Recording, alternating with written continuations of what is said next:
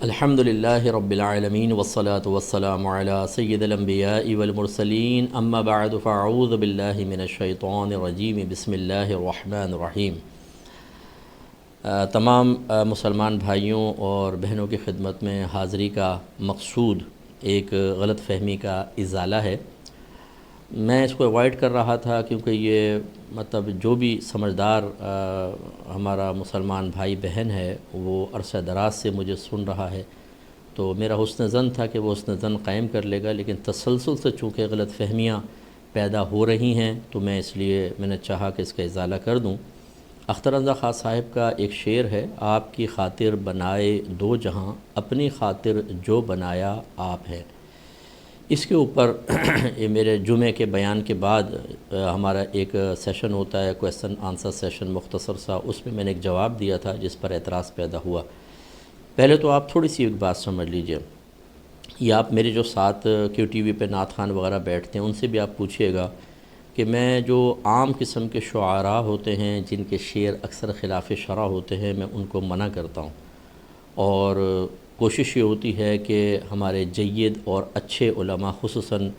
آقا نعمت امام اہل سنت امام احمد رضا خان علیہ رحمۃ الرحمہ، اسی طرح مولانا حسن رضا خان صاحب ہیں، اختر رضا خان صاحب ہیں اور دیگر، ان کے اشعار پڑھے جائیں، اور یہ آپ معلوم کر سکتے ہیں۔ تو ایک تو یہ تناظر کہ اس قسم کے اشعار کے اگر ہمیں کوئی شک ہو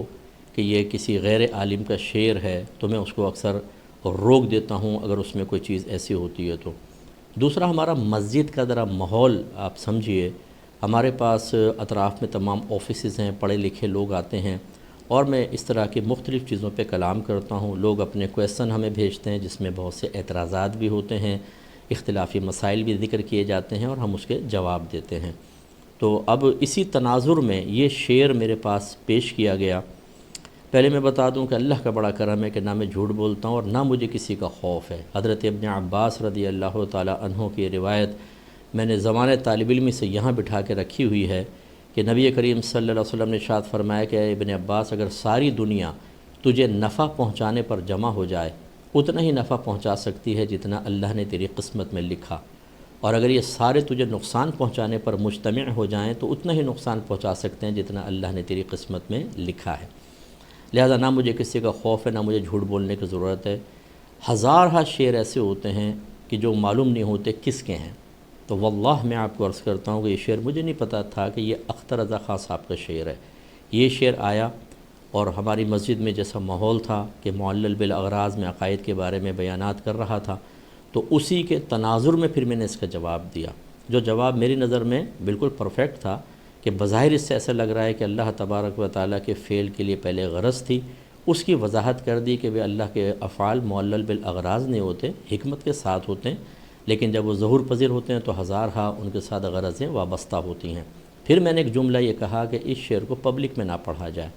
چونکہ مجھے اس کے شاعر کا علم نہیں تھا۔ اگر مجھے یہ پتہ ہوتا کہ یہ اختر رضا خان صاحب کا شعر ہے تو میرا جواب یوں ہوتا کہ اس کو آپ بالکل پبلک میں پڑھیں کہ ہمارے اکابرین کے اشعار نہیں پڑھے جائیں گے تو کس کے پڑھے جائیں گے، لیکن وضاحت کے ساتھ تھوڑا سا پڑھ دیں کہ اگر ہو سکتا ہے کہ کوئی ایسا ماحول بھی ہوتا ہے جیسے ہماری مسجد کا ماحول ہے کہ کوئی اس پہ اعتراض کر سکے تو جواب دے دیں۔ اور اسی طرح میں جیسے بعض اشعار میں نبی کریم صلی اللہ علیہ وسلم کے روضہ اقدس پہ سجدہ وغیرہ کا ذکر ہوتا ہے تو اس پہ ہم یہی کہتے ہیں کہ اس کو وضاحت کے ساتھ ذکر کر دیں۔ ایسے ہی میرے آقا نعمت امام اہل سنت رضی اللہ تعالی عنہ کی شاعری میں بہت سارے ایسے شعر ہیں جن کو وضاحت کے ساتھ ذکر کرنا چاہیے۔ تو مقصود کوئی خدا نخواستہ منع کرنا نہیں تھا،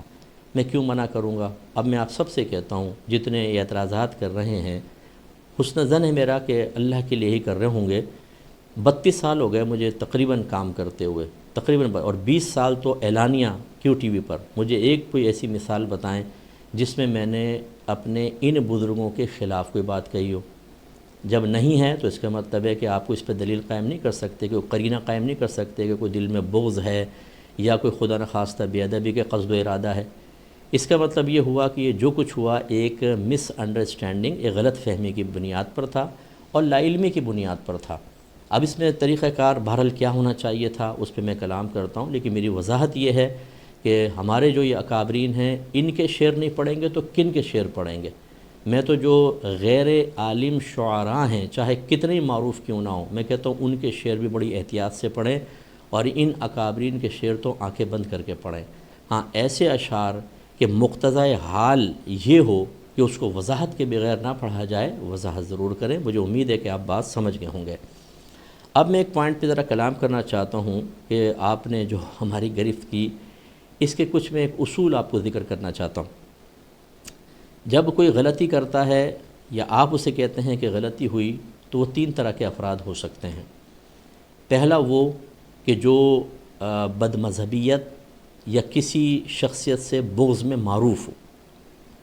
دوسرا وہ جس میں دونوں علامات نہ ہوں، وہ خوش عقیدہ ہو، اہل سنت سے تعلق رکھتا ہو، اور اپنے اکابرین کے لیے کوئی بے ادبی ثابت نہ ہوئی ہو بلکہ محبت کا اظہار ہو اور بے شمار بیانات میں ہو۔ تیسرا ہوتا ہے مستور الحال، جس کے بارے میں پتہ نہیں ہوتا کہ وہ ان میں سے ہے یا ان میں سے ہے۔ جو بد مذہب ہے، جو کسی سے بغض رکھتا ہے، وہ اگر کسی کے خلاف ایسی کوئی بات کہتا ہے کہ اس میں بد مذہبیت کا رنگ ہو یا کسی کے خلاف، تو اس میں حسن ظن قائم کرنے کی ضرورت نہیں، وہ تو پہلے اس کے بارے میں معروف ہے۔ دوسرا جو خوش عقیدہ ہے اور کسی کے بارے میں اس کا بغض وغیرہ ثابت نہیں ہے، بے ادبی ثابت نہیں ہے، یاد رکھیں اس سے حسن ظن قائم رکھنا واجب ہوتا ہے۔ اور تیسرا جو مستور الحال ہوتا ہے، جس کا حال معلوم نہیں، اگر وہ کوئی ایسی خطا کرتا ہے تو بالکل اس سے معلوم کیا جائے گا، اس سے جواب طلب کیا جائے گا۔ اب اگر وہ کوئی معقول جواب دے دیتا ہے تو بالکل ویل اینڈ گڈ، اگر وہ جواب معقول نہیں دیتا یا گول مول بات کرتا ہے تو پھر دو صورتیں ہوتی ہیں کہ اس کی اس غلطی یا اس معاملے کا نقصان عوام تک پہنچ رہا ہے یا نہیں۔ اگر نہیں پہنچ رہا، اس کے ذات کے ساتھ خاص ہے، اس کے حال پر چھوڑ دیں، خوف خدا، آخرت گریف کا احساس پیدا کریں اور کہیں اب تم اس کے ذمہ دار ہو گئے، ہم نے سمجھا دیا۔ ہاں اگر اس کے برائی کا اثر پبلک کے اندر عام ہو رہا ہے تو پھر بار بار کوشش کرنے کے بعد اعلانیہ طور پر اس کی مخالفت کرنا جائز ہے۔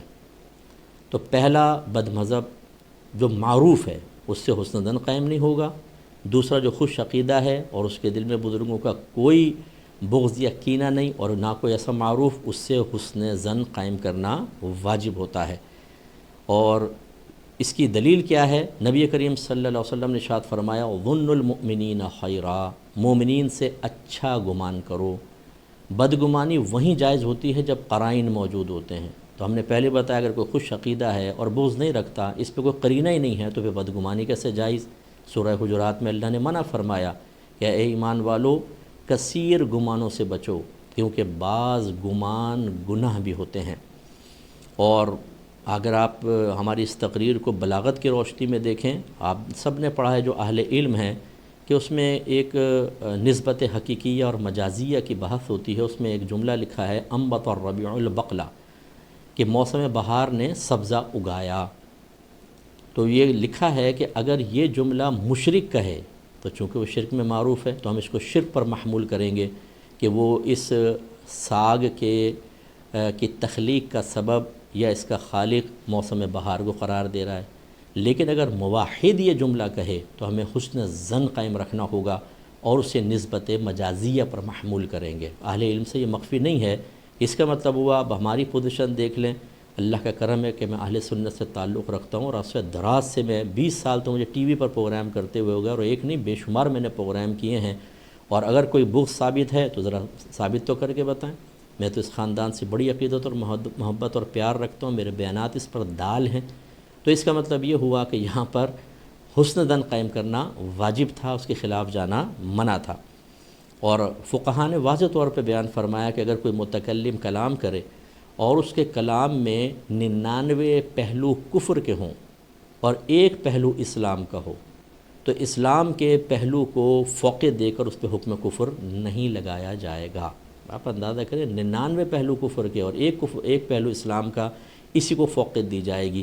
یہ ہوتا ہے طریقہ کار کہ کسی سے اگر آپ کو ایسی چیز محسوس ہو تو سب سے پہلے اس کے ساتھ حسن ظن قائم کریں اور پھر اسے ایک وضاحت کا موقع دیا جائے۔ اب میں دین کا درد رکھنے والوں سے کچھ کویسچن کرنا چاہتا ہوں۔ پہلا یہ کہ کسی کو وضاحت کا موقع دیے بغیر گرفت کی کوشش کرنا، پھر علانیہ اس کے کردار اور عزت پر حملہ کرنا، ہزاروں لوگوں کو غیبتوں اور چغلیوں، بدگمانیوں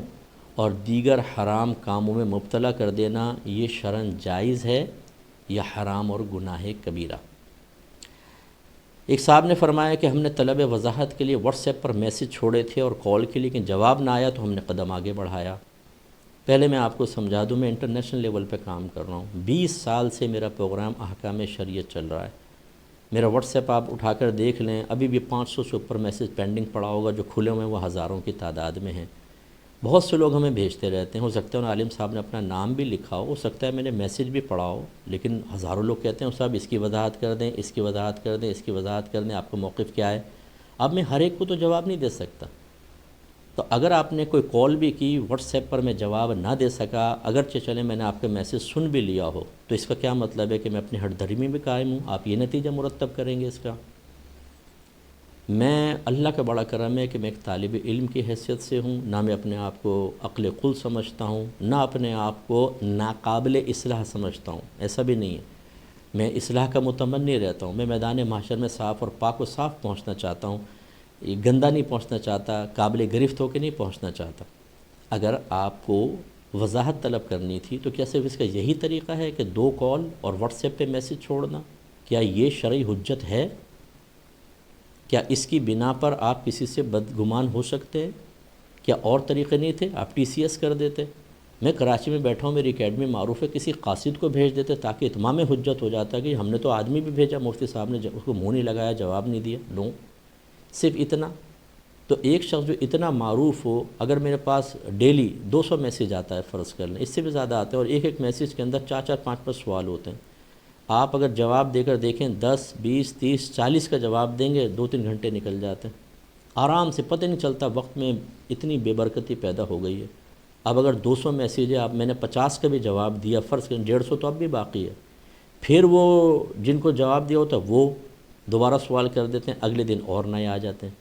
تو آپ بتائیں کہ ایسے مصروف آدمی جو انٹرنیشنل لیول پہ کام کر رہا ہے، اگر اس کی طرف سے اس طرح کے معاملات ہوتے ہیں کہ بر وقت وہ جواب نہ دے سکے، تو کیا فوراً آپ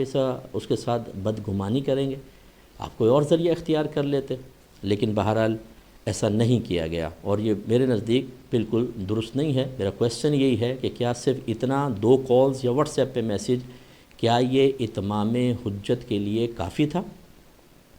اب میں آپ سے ذرا سوال کرتا ہوں، اعلیٰ حضرت امام اہل سنت رضی اللہ تعالی عنہ نے جن لوگوں کے خلاف کفر کا فتویٰ جاری کیا، کتنے عرصے میں کیا تھا؟ حالانکہ جب جاری کیا تو اس میں لکھا ہے کہ من شک فی کفرہ فقد کفر، کہ اتنا واضح اس میں کفر تھا ان عبارات کے اندر کہ جو ان کے کفر میں شک کرے وہ بھی کافر۔ اس کے باوجود اعلیٰ حضرت نے میری معلومات کے مطابق تقریباً 30 سال تک انتظار کیا ہے، مسلسل ان کو وضاحت کا موقع دیا کہ ہو سکتا ہے کہ وہ معقول تعویل کر لیں اور میں پھر اس کے اوپر حکم شرع مرتب کروں، لیکن جب اتنا طویل عرصہ گزرا کوئی معقول وضاحت نہیں آئی، اور اس کا نقصان عوام میں بہت تھا کیونکہ حکم کفر اور اسلام کا مسئلہ تھا، تو آپ نے اس پہ حکم کفر جاری کیا۔ میں آپ سے سوال کرتا ہوں، مجھے بتائیں کہ اگر میں نے ایک شعر کو میں وضاحت کر چکا ہوں، اگر خدا نہ خواستہ میں جان بوجھ کر بھی کرتا، فرض کر لیں وہ، اور ایک طرف ایسا کفر جس کے بارے میں اعلیٰ حضرت فرمائیں کہ جو اس کے کفر میں شک کرے وہ بھی کافر ہے، اس میں 30 سال تک اعلیٰ حضرت جیسی شخصیت نے ویٹ کیا، تو آپ اس میں اتنے بے قرار ہو گئے کہ آپ نے فوراً عوام الناس کے اندر یہ عام کر کے اور بدگمانیوں اور غیبتوں چغلیوں کے دروازے کھول دیے۔ اس پہ ذرا توجہ کریں، ہونا ہی چاہیے تھا، آپ رجوع کرتے، مجھے وضاحت کا موقع دیتے، اس کے بعد آپ کوئی معاملہ کرنا چاہتے کرتے، لیکن بہرحال اب آخرت میں آپ اس کے ذمہ دار ہیں۔ اب مجھے ذرا یہ بتائیے، میں نے وضاحت کر دی، مجھے نہیں پتہ تھا کہ یہ اختر رضا خان صاحب کا شعر ہے، میں نے اس کو ایک عام شعر کی طرح لے کر اور صرف اس لیے منع کیا میرے مسجد کا ماحول ایسا ہے۔ چلیں مسجد کے ماحول سے بھی قطع نظر، مراد یہی تھی کہ اس قسم کے شعر پڑھے نہ جائیں، عام شعراء کے میرا ذہن میں تھا، اور اگر پڑھا جائے تو وضاحت کے ساتھ پڑھا جائے۔ اب میں آپ سے کویسچن کرتا ہوں کہ میں نے تو وضاحت کر دی، اب بتائیے کہ مجھ پر توبہ واجب ہے؟ یا میری وضاحت کے بغیر اس پر کلام کر کے جو لوگوں میں اتنے مسائل پیدا ہوئے ان پر توبہ واجب ہے۔ اعلیٰ حضرت نے ایک امام کے بارے میں ارشاد فرمایا جس نے مسلمانوں پر بلا ثبوت الزام لگایا تھا، بلا ثبوت، آپ نے بھی ثبوت نہیں، آپ نے وضاحت کا موقع دیے بغیر کیا۔ اعلیٰ حضرت نے کیا حکم جاری کیا؟ فتاوی رضویہ جلد نمبر 6 کے اندر ہے۔ سوال یہ تھا، یعنی سوال تھا کہ اس نے اعلانیہ طور پر کچھ مسلمانوں پر بیان کرتے ہوئے تہمت لگائی امام صاحب نے۔ اعلیٰ حضرت نے فرمایا پھر بھی اس قدر میں شک نہیں کہ اس نے وہاں کے عام مسلمان مردوں بیویوں کی حرمت پر دھبا لگایا اور اسے خاص مجلس وعظ میں کہہ کر مسلمانوں کو ناحق بدنام کرنے اور ان میں اشاعت فاحشہ کا بوجھ اپنی گردن پر اٹھایا اور بکثرت مسلمانوں کو بلا وجہ شرعی ایذا دی۔ رسول اللہ صلی اللہ علیہ وسلم ارشاد فرماتے ہیں کہ من آذا مسلمن فقد آذانی ومن آذانی فقد آذى اللہ، جس نے کسی مسلمان کو ناحق اذیت دی اس نے مجھے اذیت پہنچائی، اور جس نے مجھے اذیت پہنچائی گویا کہ اس نے اللہ تبارک و تعالیٰ کو اذیت پہنچائی۔ الطبرانی المعجم الاوسط حدیث نمبر 3607۔ پھر اعلیٰ حضرت لکھتے ہیں کہ اللہ تعالیٰ ارشاد فرماتا ہے ان الذین یحبون، بے شک وہ لوگ جو محبوب رکھتے ہیں، ان تشیع الفاحشۃ فی الذین آمنوا، کہ ان لوگوں میں جو ایمان لائے ان میں فحش چیز عام ہو جائے، لہم عذاب علیم فی الدنیا والآخرہ، تو ان کے لیے دنیا اور آخرت میں عذاب ہے۔ اس کا مطلب یہ ہوا کہ مسلمانوں کے اوپر تہمت لگانا، ان کو مجلس وعظ میں ذکر کرنا، یہ اشاعت فاحشہ میں آتا ہے، اور اس کی میں آگے اور آپ کو وضاحت کرتا ہوں۔ جب اس پر اعلیٰ حضرت فرماتے ہیں کہ جب اس پر دونوں جہان میں عذاب شدید کی وعید ہے تو یہ بھی کبیرہ ہوا، اور مرتکب کبیرہ فاسق ہے، اور یہ فسق بالاعلان برسر مجلس وعظ ہوا، یعنی اعلانیہ طور پر، تو اس وجہ سے وہ بھی فاسق معلن ہوا۔ اب آپ فیصلہ کریں کہ میرا قصور بڑا تھا یا آپ نے جو کیا وہ قصور بڑا ہے۔ میں کسی کی گرفت کا ارادہ نہیں ہے، میں اپنے مسلمان بھائی بہنوں کو نہیں چاہتا کہ وہ خدا نخواستہ شیطان کے بہکائے میں آ کے وہ کام کریں کہ میدان محشر میں بھج جاؤں اور آپ پھنس جائیں۔ اب میں ذرا ایک اور آپ کو بات کہتا ہوں، ذرا غور سے آپ سنیے گا۔ اعلیٰ حضرت کی تعلیم کیا ہے؟ اگر علماء اہل سنت سے کوئی لغزش بھی ہو جائے، یہاں لغزش نہیں ہے، مس انڈرسٹینڈنگ ہے جو میں نے وضاحت کر دی، فرض کر لیں آپ اس کو لغزش کا نام بھی دے دیں کہ غلطی کی مفتی صاحب آپ نے، اعلیٰ حضرت امام اہل سنت رضی اللہ تعالی عنہ کی علماء اہل سنت کی غلطی سامنے آنے پر کیا تعلیم ہے، ذرا غور سے سنیے گا۔ خصوصاً جو ہمارے پڑوسی ملک کے بھائی بہن ہیں جو مطلب اختر رضا خان صاحب رحمۃ اللہ علیہ کی محبت میں مجھ پر مسلسل اٹیک کر رہے ہیں، تو اختر رضا خان صاحب تو نچلے درجے کے ہیں، میں ان سے اوپر کے درجے اعلی آقا نعمت امام اہل سنت رضی اللہ تعالی عنہ کی تعلیم آپ کو عرض کر رہا ہوں، ذرا غور سے سنیے گا۔ اور اس تعلیم کا تقاضا یہ ہے کہ آپ اس کو قبول کریں، کیونکہ اس خاندان سے آپ محبت کرتے ہیں، میں بھی کرتا ہوں، آپ بہت زیادہ محبت کرتے ہیں، تو اس تعلیم کو قبول کریں اور اس کی روشنی میں اپنا احتساب کریں کہ آپ ٹھیک کر رہے ہیں یا نہیں، یا آپ نے ٹھیک کیا تھا یا غلط کیا تھا۔ آئیے دیکھتے ہیں۔ دیکھیں اعلیٰ حضرت نے جو ثابت کیا ہے، جو بات بیان کی ہے، وہ ایک مجرم کے بارے میں، ملزم کے بارے میں نہیں ہے۔ جب تک ایک الزام لگتا ہے ملزم ہے، جرم ثابت ہو جائے تو مجرم ہے۔ آپ نے مجھے ملزم تو بنایا، مجرم ثابت نہیں ہوا کیونکہ میں نے وضاحت کر دی۔ اگر مجرم ثابت ہوتا اس کے بارے میں اعلیٰ حضرت کیا کہہ رہے ہیں، تو اب آپ کے لیے سوچنے کا وقت یہ ہے کہ جب مجرم کے بارے میں اعلیٰ حضرت یہ کہہ رہے ہیں تو ملزم کے بارے میں جب آپ ایسا کریں گے تو کیا ہوگا، سنیے۔ اعلیٰ حضرت فرماتے ہیں اور اہل سنت سے بتقدیر الہی جو ایسی لغزش فاحش واقع ہو، یعنی واضح غلطی، اس کا اخفاء واجب ہے، یعنی اس کو چھپانا واجب ہے کہ معاذ اللہ لوگ ان سے بد اعتقاد ہوں گے، تو جو نفع ان کی تقریر اور تحریر سے اسلام و سنت کو پہنچتا تھا اس میں خلل واقع ہوگا۔ اس کی اشاعت فاحشہ ہے، اور اشاعت فاحشہ بنص قرآن عظیم حرام۔ اللہ تعالیٰ نے ارشاد فرمایا پھر وہی آیت کہ ان الذین یحبون ان تشیع الفاحشۃ فی الذین آمنوا لہم عذاب علیم فی الدنیا والآخرہ، جو یہ چاہتے ہیں کہ مسلمانوں میں بے حیائی کی بات کا چرچا پھیلے، ان کے لیے دنیا اور آخرت میں دردناک عذاب ہے۔ فرض کر لیں کہ مجھ سے غلطی ہوئی، فرض کر لیں،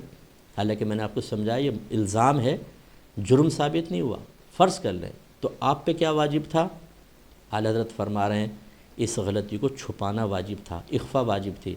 کیونکہ میں جو کام کر رہا ہوں، میں چیلنج کرتا ہوں آپ سب کو، آئیے دیکھ لیتے ہیں کون بڑے پیمانے پہ کام کر رہا ہے، آئیں دیکھ لیتے ہیں۔ اتنے بڑے پیمانے پر ایک اہل سنت سے وابستہ عالم کام کر رہا ہے، تو آپ اگر اس کے خلاف اس کی غلطی کو پبلک میں عام کریں گے اور بہت زیادہ اس پہ کریں گے تو یہ اشاعت فاحشہ ہے۔ اب جو میں نے کیا اس کو ثابت کریں کہ یہ حرام ہے، مکروہ تحریمی ہے، اصاعت ہے، مکروہ تنزیہ ہے، خلاف اولا، اور جو آپ کر رہے ہیں میں نے آپ کو ثابت کر دیا، اعلیٰ حضرت کی عبارت کے اعتبار سے آپ اشاعت فاحشہ کے مرتکب ہو رہے ہیں، جو حرام اور گناہ کبیرہ ہے۔ اس لیے توبہ کے دروازے کھولیں، توبہ کر لیں، ٹھیک، اور اگر آپ کی انانیت اور آپ کی ایگو اس کی اجازت نہ دے، ہمیں اس سے کوئی پرواہ نہیں، ہمارا کام تھا آپ کو بتانا۔ دوسری بات، اعلیٰ حضرت نے ایک بڑی پیاری بات بیان فرمائی، یہ عوام کے لیے میں گزارش کرتا ہوں ذرا سمجھیے گا کہ یہ علماء میں کیوں ایسا ہوتا ہے، کیوں اتفاق نہیں ہوتا، کیوں کسی کی غلطی پکڑ کے اس کو فوراً پبلک کے اندر عام کرنے کی کوشش کی جاتی ہے، حالانکہ یہ اشاعت فاحشہ ہے، اس کا اخفا، اس کو چھپانا واجب تھا اور ترک واجب گناہ ہے۔ اعلیٰ حضرت اس کا بیان فرماتے ہیں، اتفاق علماء کا یہ حال کہ حسد کا بازار گرم، ایک کا نام جھوٹوں بھی مشہور ہوا، یعنی ویسے مشہور ہو گیا تو بھتیرے سچے اس کے مخالف ہو گئے، اس کی توہین تشنیع میں گمراہوں کے ہم زبان بنے کہ ہیں لوگ اسے پوچھتے ہیں اور ہمیں نہیں پوچھتے۔ اب فرمائیں کہ وہ قوم، اعلیٰ حضرت فرماتے ہیں، اب کویسچن کر رہے ہیں، فرمائیں کہ جو قوم اپنے میں کسی ذی فضل کو نہ دیکھ سکے، اپنے ناقصوں کو کامل اور قاصروں کو ذی فضل بنانے کی کیا کوشش کرے گی؟ پھر فرماتے ہیں حاشا، ہرگز ایسا نہیں ہے کہ یہ کلیہ نہیں ہے، یعنی 100% تو ایسا نہیں ہے، لیکن للاکثر حکم الکل، اکثر کے لیے کل کا حکم ہے۔ اس لیے جو حضرات میرے خلاف معمولی سی بات کے اوپر اتنا زیادہ بھڑک گئے اور اتنا اس کی اشاعت فاحشہ کے مرتکب ہوئے، اپنے آپ سے کویسچن کریں کس جذبے کے تحت تھے۔ اگر میں نے ایک شعر کو منع بھی کیا تھا، میں نے بہت بڑا گناہ کبیرہ کر لیا، میں نے بہت بڑا نقصان کر دیا، ہونا یہ چاہیے تھا کہ آپ مجھ سے کسی بھی طریقے سے رجوع کرتے۔ اگر میں غلط کہہ رہا ہوں، یہ اعلیٰ حضرت کا فتویٰ غلط ہے، آپ اس کا جواب دیں، میں انشاءاللہ آپ کو اور اس کے جواب عرض کروں گا۔ اب میں ذرا آخر میں خصوصاً ان لوگوں سے کہ جو تصویر اور ویڈیو کو ناجائز کہتے ہیں اور چینلز کو دیکھنا حرام کہتے ہیں، ان سے میں ایک سوال کرنا چاہتا ہوں، اور یہ زیادہ تر ہمارے پڑوسی ملک کے بہت سے بھائی بہن بھی ہیں، ان سے میں کویسچن کرنا چاہتا ہوں کہ یہ بتائیے، اختر رضا خان صاحب علیہ الرحمہ، اللہ ان کو ہزار ہا درجات عطا فرمائے، ان کی قبر پر اپنی رحمت نازل فرمائے، انہیں میدان محشر میں بہت بڑا مقام و مرتبہ اور لاکھوں کی شفاعت کا حق عطا فرمائے، انہیں جنت الفردوس میں بہت اعلیٰ مقام عطا فرمائے، ان کے قدموں کی گرد کی برکت سے اللہ تعالیٰ مجھ گناہگار کو، میری نسلوں کو جنت میں داخلہ عطا فرمائے۔ آپ کا تصویر اور ویڈیو کے بارے میں کیا فتویٰ ہے؟ آپ جواب دیں گے کہ ناجائز اور حرام کا فتویٰ ہے، ٹھیک ہے، اس کا مطلب ہے جو ناجائز اور حرام کرے وہ گناہ کبیرہ کا مرتکب ہے، وہ فاسق معلن ہے ان کے فتوے کے مطابق، اور وہ امامت کا حقدار نہیں ہے، وہ بیعت کا حقدار نہیں ہونا چاہیے، یہی ہے۔ اب میں آپ سے پوچھتا ہوں، خصوصاً جو حضرات، آپ نے میرے خلاف تو بولا، اب میں آپ سے گزارش کرتا ہوں، جو اختر رضا خان صاحب کے فتوے کے خلاف جاتے ہوئے کلپس بناتے ہیں، ویڈیوز بناتے ہیں، یہ چینلز پر آتے ہیں، لیکن آپ کی تائید میں بول رہے ہیں، ان کے بارے میں آپ کا کیا خیال ہے کہ جب وہ آپ کی تائید میں نہ بولیں تو ویڈیو حرام، تصویر حرام، چینل پہ آنا حرام اور کوئی مسئلہ نہیں، یہ حرام، اور جب وہ آپ کی تائید میں کلپ ریکارڈ کر کے بھیجیں تو آپ اس کلپ کو ہر جگہ عام کریں، ویڈیو عام کریں، تو بتائیں آپ اعلیٰ اختر رضا خان صاحب علیہ الرحمہ کے فتوے کے خلاف جا کر بے ادبی کے مرتکب ہوئے یا نہیں ہوئے؟ جو حضرات میری گرفت کرنا چاہتے ہیں کہ آپ نے اختر رضا خان صاحب کے شعر کو منع کیا، آپ کی عقیدت کو سلام، بہت اچھا۔ کیا اس عقیدت کا یہ تقاضا نہیں کہ آپ اختر رضا خان صاحب کے فتوے کو مانیں اور ویڈیو نہ بنائیں، چینل پہ نہ آئیں؟ آپ ویڈیوز بھی بنا رہے ہیں، آپ چینلز پہ آ رہے ہیں، اختر رضا خان صاحب اس فعل کو حرام کہہ رہے ہیں۔ اب آپ بتائیے کہ میرا شعر کو منع کرنا بڑا جرم تھا، یا آپ کا اختر رضا خان صاحب کی عقیدت کا جھنڈا بلند کر کے خود ان کے فتوے کے خلاف کرنا برا ہے؟ مجھے جواب چاہیے اس کا۔ بتائیے آپ حرام اور گناہ کبیرہ کے مرتکب ہیں کہ نہیں اختر رضا خان صاحب کے فتوے کی روشنی میں؟ ایسے حضرات کی امامت اور خطابت کا کیا حکم ہے؟ اور اگر کوئی اختر رضا خان صاحب کا خلیفہ ہو کر ایسا کرے تو کیا اس کی خلافت اپنے خلافت دینے والے کے فتوے کے خلاف چل کر قائم رہے گی کہ نہیں رہے گی؟ کیونکہ ان کے نظر میں تو یہ حرام اور گناہ کبیرہ ہو رہا ہے۔ کیا جواب دیں گے آپ؟ مجھے امید ہے کہ آپ ان چیزوں کے چند چیزوں کے جواب دیں گے۔ نمبر ایک، کہ ایک عالم اہل سنت جو معروف ہے اور عرصہ دراز سے اعلانیہ طور پہ کام کر رہا ہے، بزرگوں سے بغض ثابت نہیں، اس کے بارے میں بدگمانی کرنا کیسا؟ نمبر دو، اسے وضاحت کا موقع دیے بغیر، اتمام حجت کیے بغیر اس کے بارے میں لوگوں کو بدظن کرنا، غیبتوں، چغلیوں اور گناہوں کا بازار گرم کرنا، اس کی کیا شرعی حیثیت ہے؟ نمبر تین، اگر ایک اہل سنت کے عالم سے فرض کرنے کو غلطی ہو بھی جائے، اسے اس طرح پبلکلی ذکر کر کے لوگوں کو بدظن کرنا، یہ اشاعت فاحشہ میں آتا ہے کہ نہیں آتا؟ اور ایسے لوگ حرام اور گناہ کبیرہ کے مرتکب ہیں یا نہیں ہیں؟ اگلا سوال، کہ میرا نادانستہ طور پر اختر رضا خان صاحب کے شعر کو پبلکلی پڑھنا منع کرنا، کیا یہ حرام اور گناہ کبیرہ تھا؟ یا اور یہ کیا بہت بڑی بے ادبی ہے؟ یا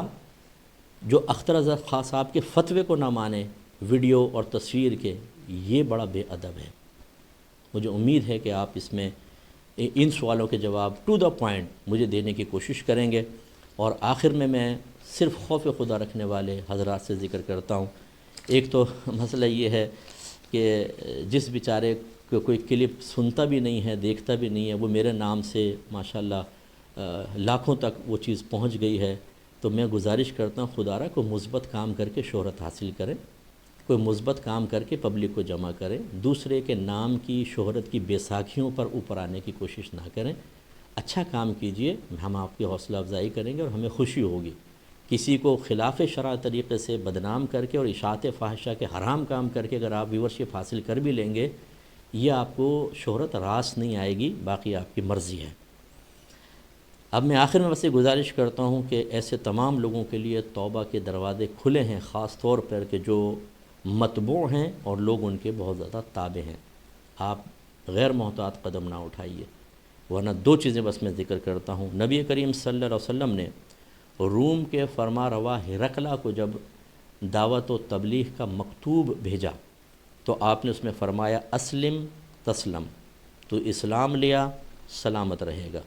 یؤتک اللہ اجرک مرتین، اللہ تبارک و تعالیٰ تجھے تیرا اجر دو گنا عطا فرمائے گا، یا دو مرتبہ، ایک اپنے نبی کا کہنا مانا کرسچن تھا، اور دوسرا نبی کریم صلی اللہ علیہ وسلم کی اطاعت، دوہرا اجر۔ فَإِن تَوَلَّيْتَ، پھر اگر تو نے منہ پھیر لیا، اسلام قبول نہ کیا، فَإِنَّ عَلَيْكَ إِثْمَ الْأَرِيسِيِّينَ، تو تجھ پر تیرے ماتحت جتنے متبی ہیں ان سب کے گناہوں کا وبال ہوگا۔ جتنوں نے کلپ بنا کر عام کی اور اتمام حجت نہ کیا، اشاعت فاحشہ کے مرتکب ہوئے، یاد رکھیے جتنے لوگ اس میں انوالو ہوئے ہیں، آپ اس کے جواب دیں ہیں، اور بروز قیامت یہ سب کھڑے ہوں گے اور آپ سے حساب و کتاب لے رہے ہوں گے۔ دوسرا نبی کریم صلی اللہ علیہ وسلم کا فرمان ہے، مسلم کی روایت ہے 1017 نمبر، پہلی والی جو تھی وہ بخاری کی روایت ہے، بڑی معروف۔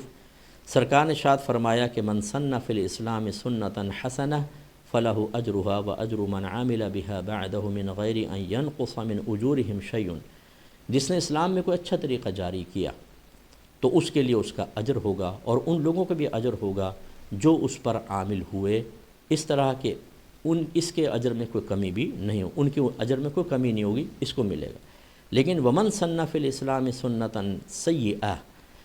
اور جس نے اسلام میں کوئی برا طریقہ جاری کیا، کان علیہ وزرھا، تو تو اس پر اس برے عمل کا وبال ہوگا، وَوِزْرُ مَنْ عَمِلَ بِهَا مِنْ بَعْدِ، اور ان لوگوں کے بھی وبال ہوگا جو اس پر بعد میں عمل کریں گے، من غیر ان ينقص من اوزارهم شیء، بغیر اس کے کہ ان عمل کرنے والوں کے وزن میں کوئی کمی کی جائے۔ تو خدا را میں گزارش کرتا ہوں، آپ برا نہ مانیں، میں نہیں چاہتا ہوں کہ میدان محشر میں نہ میں کسی کی وجہ سے پکڑا جاؤں، نہ میری وجہ سے کوئی پکڑا جائے۔ اللہ تعالیٰ آپ کو عزت عطا فرمائے، احترام عطا فرمائے، لیکن آپ جو کر رہے ہیں یہ آپ کے متبعین جتنے گناہ کرتے رہیں گے آپ کے نام اعمال میں گناہ لکھا جائے گا۔ آپ میرے بیانات سنیں، میں علماء کی عزت کی بات کرتا ہوں، میں نے کتنوں کو مخالف بنا لیا صرف اس وجہ سے کہ میرے ہر بیان کا موضوع آپ دیکھ لیں، آج کل جتنے میں بیان کر رہا ہوں علماء کو عزت دیں، انہیں اسٹیج پہ وقار عطا کریں، غیر عالم کو عزت دینا چاہیں کسی معقول وجہ سے کوئی مسئلہ نہیں ہے، اس انداز سے نہ دیں کہ ایک عالم کے لیے تضییق اور توہین کا پہلو نکلتا ہو، تحقیر کا پہلو نکلتا ہو۔ یہ میرے بیانات کا موضوع ہے، خدا را صفوف علماء میں اتحاد پیدا کریں، ایک دوسرے کی ٹانگیں نہ کھینچیں۔ اگر اللہ نے مجھے عزت دینی ہے آپ رات دن کوشش کرتے رہیں، کچھ نہیں کر سکتے، آپ کچھ بھی نہیں کر سکتے۔ اور اللہ کا بڑا کرم ہے کہ اللہ تعالیٰ جو ہم سے کام لے رہا ہے، مجھے لوگ اتنا سن رہے ہیں، رات دن میں لوگوں کے مسائل حل کرتا ہوں۔ آپ کیا سمجھتے ہیں کہ چند باتیں کر کے آپ سب کے دلوں سے محبت نکال دیں گے؟ یہ کوشش لایانی کوششیں ہیں، بیکار ہے۔ صرف اتنا ضرور ہوگا کہ جب کسی معروف شخص کے خلاف ہم کو کلپ نکالتے ہیں تو 1 لاکھ 2 لاکھ 3 لاکھ لوگ دیکھ لیتے ہیں، لیکن جیسے میں نے آپ کو عرض کیا اگر یہ اشاعت فاحشہ میں آ گیا تو ان جتنے زیادہ لوگ دیکھیں گے اتنا بڑا آپ پر وبال ہے۔ اللہ تعالیٰ سمجھنے کی توفیق عطا فرمائے۔ وآخر دعوانا ان الحمد للہ رب العالمین۔